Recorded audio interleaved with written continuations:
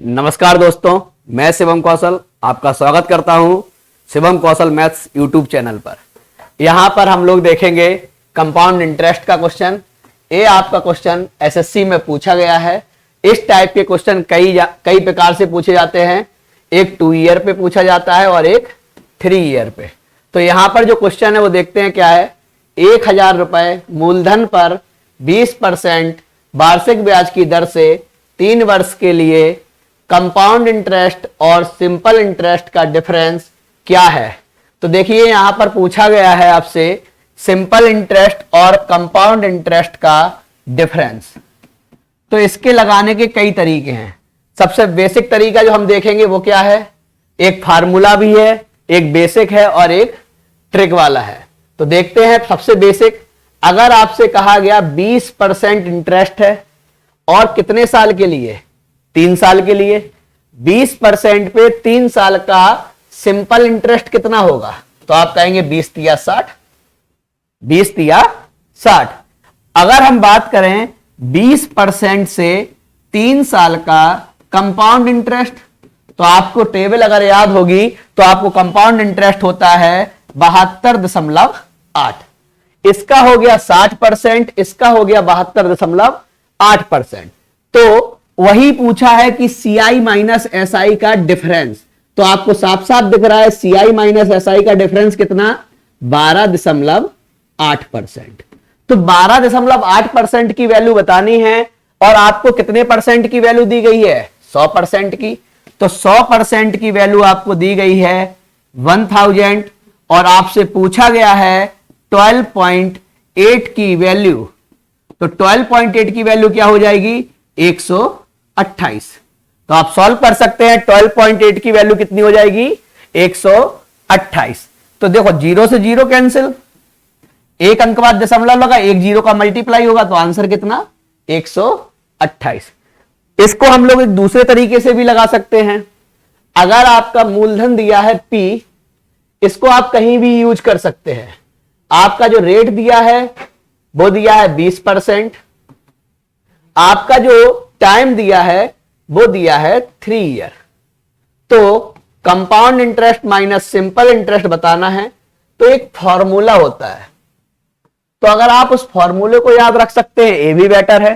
Formula होता है CI minus SI is equal to PR square into 300 plus R upon 100 cube. ये आपका formula होता है। इसमें वैल्यू पुट कर देंगे तो CI माइनस SI का डिफरेंस पूछा है। P का मान आपको 1000 दिया है, R का मान 20 दिया है और इस 20 को 300 में जोड़ेंगे तो कितना, 320 डिवाइड में कितने 100 का क्यूब, 1 2 और 3।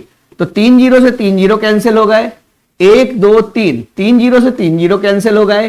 तो आंसर कितना आ गया, 32 दूनी 64 और 64 दूनी 128। यहां पर जो सबसे इंपॉर्टेंट है वो तीसरा फॉर्मेट है और तीसरा फॉर्मेट जो है वो बहुत ही आसान है, आप तुरंत लगा सकते हैं। जैसे कि कल मैंने आपको बताया था कि अगर आपको 3 साल का इंटरेस्ट बताना हो तो आप कहेंगे रेशियो होगा 3:3:1। जो रेशियो होगा वो 3:3:1 होगा। एक बात यहां पर ध्यान रखनी होगी आपको कि पहले साल का कंपाउंड और सिंपल सेम होता है।